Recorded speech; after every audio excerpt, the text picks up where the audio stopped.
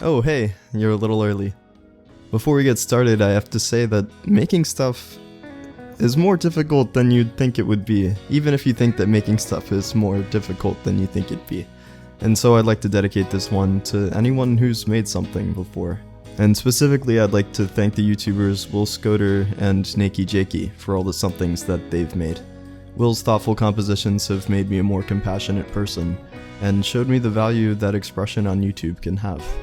And Jakey's fun-loving, effective style showed me that things don't have to be perfect to be worth it.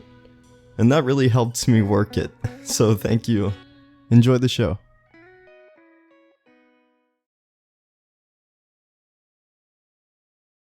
Last year there were these high-tech paper towel roll projects floating around on the internet, and my friend made one. And we went outside to use it on the solar eclipse. Watching the eclipse was awesome, but I never caught the awe part of awesome until I heard David Barron's version. It's a sky you've never seen. The colors are different. You have a purple-gray twilight overhead while you've got an orange sunset all around you. And then you'll see the solar corona. It's like this wreath that's been woven from silk, and it just shimmers out in space. It's completely transfixing. Yeah, it sounds awesome, but not as awesome as what he felt. I approach the world from a scientific perspective, but the experience of awe, standing on the rim of the Grand Canyon, or seeing a total solar eclipse, tapped into something really primal and visceral, and just made me feel connected to the universe like absolutely nothing else. He describes that memory of awe as though it were a miracle. I think that feeling is the thing that religions are built on, and I know that the times that I've felt anything like that are my favorite memories of being alive. And while nature is extraordinary, nothing beats feeling awe from connection with another person. And with the people I've connected with, there's nothing more affordable than paying attention. And the time I have with them is spent on things that are priceless. And sometimes it's easy to appreciate someone else just because they are themselves. And that sentiment is an elusive thing to translate into words, but if I had to try, I'd say that connection is the feeling of really comprehending, like knowing in my body that someone else is alive, and they matter, and I care. When someone echoes in me that way, it's often because that person did something exceptionally well, in a way that only they could do. Like how Will Scoder made a video that changed the way I communicate, one that my professor now shares with her students every semester. Or how Daryl Davis was so good at piano and conversation that he affected, then befriended, a white supremacist in an all-white bar, and has since convinced hundreds more to let go of their hate. And sometimes the exceptional thing that someone did was just being themselves. Like how one of the most Mr. Rogers things was the way he said, "I like you just the way you are." When it's special, the effort and presence of a single person can be as moving as the total eclipse. But it doesn't last forever. When Lord Tennyson wrote, "'Tis better to have loved and lost than never to have loved at all," I always thought it was curious how the losing part could keep someone from loving.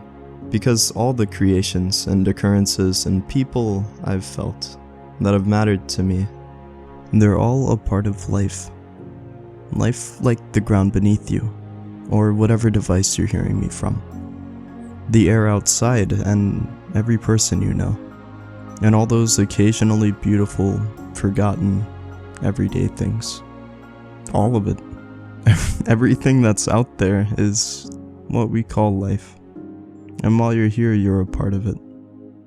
But someday you'll be gone. Someday you're going to die. And it might be unimaginably far away, but that doesn't make it any less inevitable. And just as you will die, so will everyone you've ever seen. And especially the ones you care about. And when they go, they take with them their memories of being with you. And when everyone who has known you is gone, every memory of being with you will be gone too.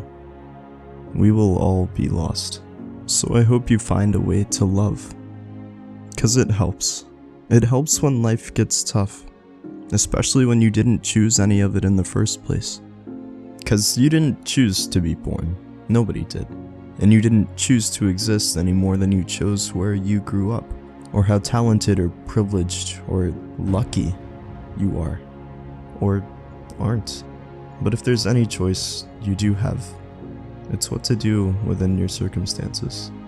You can look at where you're at and what you're a part of, and you can choose to try. Trying is a way of making evidence that you're alive, and that you matter. Even if you're the only one who knows how you tried, and even if it will be lost. In a wild world where nothing is guaranteed, but everything is possible, it is all we can do, and a very human thing to try.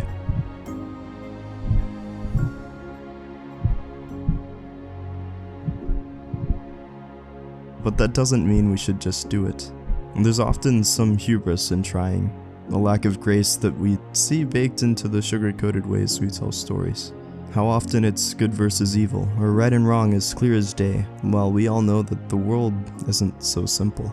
We hurt each other as easily as we can justify it to ourselves. In elections, we all think we're voting for the best available candidate, and we can all find a reason for why we do what we do, but really, so many of our conflicts are some form of good versus good, of sensible versus someone else's version of sensible. And people fight over who's more sensible. But it's disarming to understand that the shock of finding out you're wrong is preceded by being wrong. But back then it felt normal. And finding out we're wrong is surprising because normal feels like being right, which is just what happens when we make sense of things. Sometimes it takes a lifetime of sense to find out we were wrong. Sometimes our greatest efforts are nothing to the absurd humor of the universe. And it's been like this for an eternity. But let's just go back to 1929.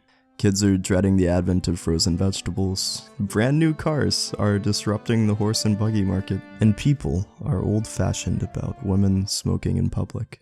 But this year would be different. In the Easter Sunday parade, 10 young debutantes marched down Fifth Avenue with cigarettes burning in defiance of what it meant to be ladylike.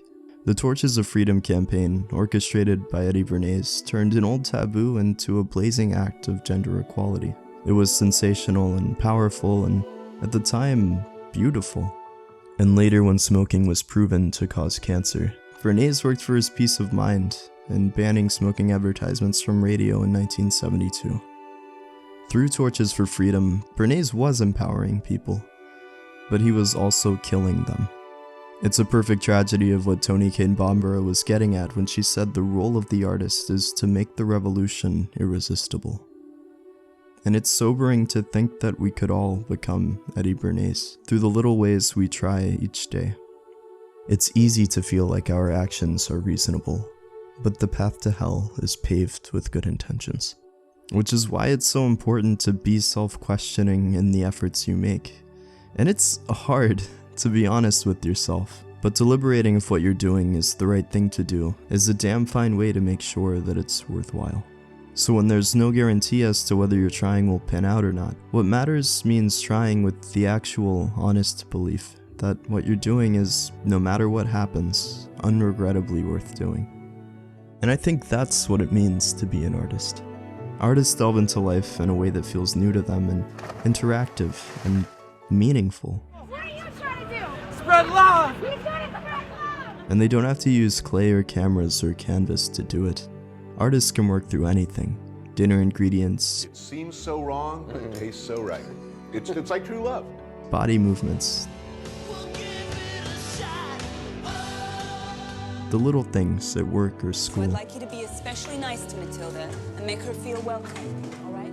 Maybe even the spaces between themselves and the people they know. This is my friend Jeff Erlinger. He's one of my neighbors here. I think we all have those. And we all have things we can learn to refine. The essential part of making art is trying something new with your heart. And the best artists look at how they're trying and find a way to make it count even more. And that effort, that good trying, is how they end up mattering. They put something out there, into life, and it connected with someone. And despite how temporary we are compared to it all, Feeling how someone else is alive and how much they matter is one of the richest joys of being here. And making art can gift that feeling to someone long after you're gone. So whatever those things you want to do are, no matter how small, try. Because right now, you're alive, and you matter. And if you felt that for anyone, it's because they tried too.